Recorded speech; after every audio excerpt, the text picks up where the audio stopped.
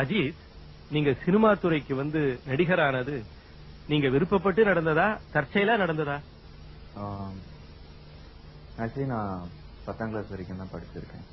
86 10th class முடிச்சுட்டு படிப்புல interest இல்லைன்னு சொல்ல மாட்டேன். ஒரு கவர்மெண்ட் எக்ஸ்போர்ட் கம்பெனில மர்ச்சன்டைசரா சேர்ந்தேன். 4.5 வருஷம் அந்த கம்பெனில வேலை செஞ்சேன். ஸோ அதுக்கப்புறம் சொந்தமா மறுபடியும் ஈரோட்ல ஒரு பிசினஸ் ஆரம்பிச்சேன், டெக்ஸ்டைல் ப்ராசஸிங் ஏஜென்சி. ஸோ அப்போ வந்து எனக்கு modelling and motor bike racing நிறைய ஹாபிஸ் இருந்தது. ஸோ அந்த பிசினஸ்ல நஷ்டம் ஏற்பட்டதுக்கு அப்புறம் ஆஃபர்ஸ் வர ஆரம்பிச்சு. பிகாஸ் நான் சொன்ன மாதிரி மாடலிங்ல நிறைய மாடலிங் அசைன்மெண்ட்ஸ் பண்ணிருந்தேன். பட் மோர் ஆஃப் ப்ரெஸ் நிறைய பண்ணிருக்கேன் and couple of TV commercials. So 1992 August என்னோட ஃபர்ஸ்ட் படம் ஆஃபர் வந்து, அது தெலுங்கு படம் பிரேம புஸ்தகம். 92 ஆகஸ்ட்ல ஷூட்டிங் பண்ண ஆரம்பிச்சேன். பட் அந்த படம் முடிக்கிறதுக்கு 1 year ஆச்சு. ஸோ அந்த கேப்ல வந்து எனக்கு ஃபர்ஸ்ட் தமிழ் படத்துல நடிக்க ஒரு வாய்ப்பு கிடைச்சது. படம் பேர் அமராவதி. அண்ட் ஸோ நடிப்பு வந்து ஆக்சிடென்டா நடந்த ஒரு விஷயம் என்னோட லைஃப்ல. குறுகிய காலத்துல பெரிய வெற்றியை பெற்றிருக்கீங்க, இதை எதிர்பார்த்தீங்களா? சத்தியமா இந்த வெற்றியை நான் எதிர்பார்க்கல. அமராவதி படத்துக்கு அப்புறம் ஒரு விபத்துல அடிபட்டு 1.5 வருஷம் வீட்டுல இருந்தேன். அப்போ வந்து very bad phase in life. Health problem மட்டும் இல்ல, ஃபைனான்சியல் ப்ராப்ளம்ஸ், ஹெல்த் ப்ராப்ளம், நிறைய ப்ராப்ளம்ஸ். அப்போ வந்து டோட்டல் கான்பிடன்ஸே வந்து நான் இழந்துட்டேன். ஸோ அந்த நேரம் வந்து எனக்கு வந்து வேலை தான் முக்கியமா இருந்தது. இப்போ கூட ஆஃப்டர் 3-4 சக்சஸ்ஃபுல் பிலிம்ஸ், ஆசை, வான்மதி, கல்லூரி வாசல், இப்போ காதல் கோட்டை, இப்போ கூட என்னோட ஒரே ஒரு இப்போ வந்து நம்பர் 1 வரணும், அதெல்லாம் சத்தியமா அந்த மாதிரி ஃபீலிங்ஸ் இல்லை எனக்கு. என்னோட ஒரே ஒரு ஆம்பிஷன் லைஃப் வந்து மறுபடியும் அந்த 1.5 வருஷம் வீட்டில் உட்காந்த மாதிரி மறுபடியும் நான் உட்காரக்கூடாது. வேலை இருந்துகிட்டே இருக்கணும், பிஸியா இருக்கணும். தட் இஸ் மை அண்ட் உழைப்பு. என்னோட வெற்றி காரணம் உழைப்பெல்லாம் நான் உங்ககிட்ட போய் சொல்ல மாட்டேன். பிகாஸ் சினிமாவில் மட்டும் இல்ல, எந்த ஒரு ஃபீல்டா இருந்தாலும் ஒவ்வொருத்தரும் கஷ்டப்படுறாங்க. யாருமே வந்து எல்லாரும் கஷ்டப்படுறாங்க. பட் என்னை பொறுத்த வரைக்கும் டைம், நேரம் அண்ட் அப்கோர்ஸ் சலல என்ன எழுதிருக்கா தான் நடக்கும். அமராவதி, ஆசை மாதிரி படங்கள்ல மென்மையான ஹீரோவாக அறிமுகமானீங்க. இப்போ அதிரடி ஹீரோ ஆயிட்டீங்க. டூப் போடாம ரிஸ்க் எடுத்து ஃபைட் பண்றீங்க. எப்படி இந்த மாற்றம்?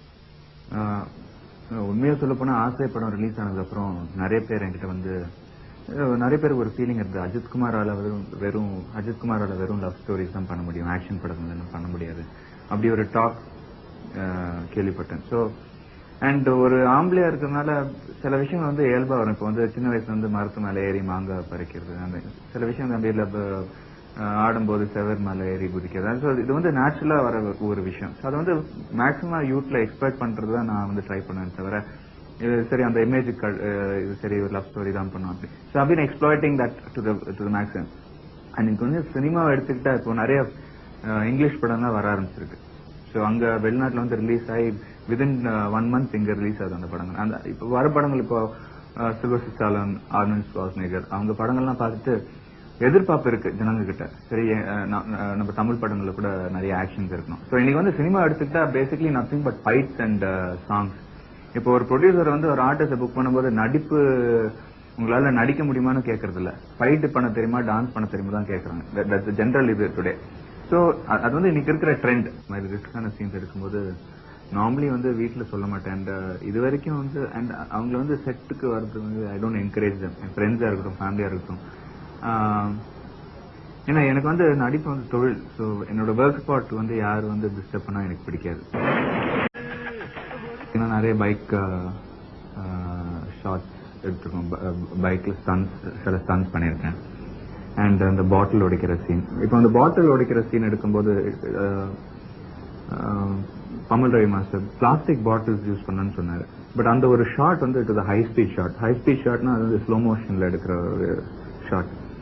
ஸோ கண்டிப்பா பிளாஸ்டிக் பாட்டில்ஸ் யூஸ் பண்ணா அது தெரியும் ஸ்கிரீன்ல. அது பிளாஸ்டிக்னா பவுன்ஸ் ஆகி விழும்போது அது ஈஸியா தெரியும். ஸோ நான் வந்து ரிக்வெஸ்ட் பண்ணி கேட்டேன், இல்லை வேண்டாம், இந்த ஒரு ஷாட் வந்து we will use real bottles. அது கட்டாயப்படுத்தி எல்லாருமே வந்து கொஞ்சம் ரெஃப்யூஸ் பண்ண ஆரம்பத்தில். பட் லேட்டர் ஆன் ஒரு கான்ஃபிடன்ஸ் வந்து அந்த ஷாட் எடுத்தோம். அண்ட் எது எடுத்தாலுமே at least little bit of natural இருக்கணும் என்னை பொறுத்த வரைக்கும். இல்லைன்னா அந்த சீன் எடுக்காமலே இருக்கலாம். there should be something. உங்க இமேஜை காப்பாத்திக்கணும்னு நீங்க நினைக்கிறது உண்டா? இந்த ஷூட்டிங் கவரேஜ்லாம் டெலிவிஷன்ல பார்த்ததுக்கு அப்புறம் அந்த இமேஜ்ங்கிற இதுவே போச்சு. So there's nothing. இப்போ இமேஜை காப்பாத்திக்கிறது இப்போ என்ன இருக்கு? ஒண்ணுமே இல்லை. நாங்களும் சராசரிய மனுஷங்க. லைக் இப்போ வந்து சினிமாவில் நடிக்கிறது வந்து ஒரு தொழில். எப்படி வந்து ஒருத்தர் ஆபீஸ்ல போயிட்டு வேலை பண்றதோ எங்களுக்கு வந்து ஒரு தொழில். அப்போ வந்து ஒரு கலையா இருந்திருக்கலாம். But today it has become a profession. So இப்போ வந்து அந்த இமேஜ்லாம் என்ன பொறுத்த வரைக்கும் ஐ டோன்ட் திங்க் இனிமேல் வந்து அந்த இமேஜ் அதெல்லாம் இருக்கவே கூடாது. சமீபத்துல நீங்க நடிச்ச காதல் கோட்டை பெரிய வெற்றி அடைஞ்சிருக்கு. அந்த அனுபவம் எப்படி? வான்மதி படத்துக்கு ஷூட்டிங் போது ஒரு நாள் அகத்தின் சார் அந்த கதையை சொன்னார்னா ஒரு பிரீஃப் சினாப்சிஸ் பிரீஃப் அவர் அவுட்லைன் சொன்னார். இந்த மாதிரி படம் முழுக்க ஹீரோ ஹீரோயின் சந்திக்க மாட்டாங்க, கடைசி ரீல்ல தான் வந்து சந்திப்பாங்க. அப்போ வந்து அந்த இது கேட்கும்போது ரொம்ப சேலஞ்சிங்கா இருந்தது. அண்ட் அதான் நான் வந்து இப்போ பண்ற படங்கள் வந்து எல்லாமே வந்து கொஞ்சம் டிஃப்ரெண்டாவே இருந்திருக்கு. கல்லூரி வாசலா இருக்கட்டும், வான்மதியா இருக்கட்டும், ஆசை. ஸோ நான் வந்து ஒத்துக்கிட்டேன் அந்த படத்தை. அண்ட் பட ஷூட்டிங் இந்த காதல் கோட்டை பட ஷூட்டிங் போகும்போது ஜெய்ப்பூர் போயிருந்தேன். அப்போ வந்து ஒவ்வொரு நாளும் வந்து அகன் டீச்சர் ரிட்டையர் போயிருந்தேன். அஜித் இந்த மாதிரி படம் ஹிட் ஆனா சூப்பர் ஹிட்டா ஓடும், அப்படி ஃபிளாப் ஆனா ஒரு வாரம் கூட ஓடாது இந்த படம். ஏன்னா கொஞ்சம் டிஃப்ரெண்டா இருக்கு, எக்ஸ்பெரிமெண்டலா பண்றோம். ரொம்ப கஷ்டப்பட்டு எடுத்த ஒரு படம். அண்ட் நீங்க வந்து இந்த படத்தோட சக்சஸ் நினைச்சு பார்த்தா ரொம்ப சந்தோஷமா இருக்கிறதுக்கு. கஷ்டப்பட்டதுக்கு வந்து இன்னைக்கு பழம் கிடைச்சிருக்கு. So very happy feeling. Ajith சாரோட நான் வந்து 2 படம் சேர்ந்து ஒர்க் பண்ணியிருக்கேன். முதல் படம் வான்மதி, 2வது படம் காதல் கோட்டை. வான்மதிக்காக நான் முதல்ல அவர் வீட்டில் சந்திக்கும் போது அவர் எப்படி பிஹேவ் பண்ணாரோ இன்னைக்கு வரைக்கும் 2 பட வெற்றிகளுக்கு பிறகு அவர் அப்படி தான் பிஹேவ் பண்ணிட்டு இருக்காரு. அஜித்தை பொறுத்தளவு அவர்கிட்ட வந்து அவருடைய ப்ரொஃபஷனல் ஒரு மிகப்பெரிய டெடிகேஷன் இருக்கு. வான்மதிக்காக நாங்கள் ஊட்டியில் 28 நாள் தங்கியிருந்தோம். அந்த 28 நாள்லயும் வந்து நான் ஒரு நாளாவது அவருக்கு முன்னாடி லாட்ஜில இருந்து கிளம்பி முன்னாடி வந்துடணும் அப்படின்னு நினைப்பேன். ராத்திரி 2 மணிக்கு போய் பார்த்தா கூட 5 மணிக்கு ரெடியா ரிசப்ஷன்ல உட்காந்துருப்பாரு. அவர் வந்து ஒரு டைரக்டரோட ஆர்டிஸ்ட்.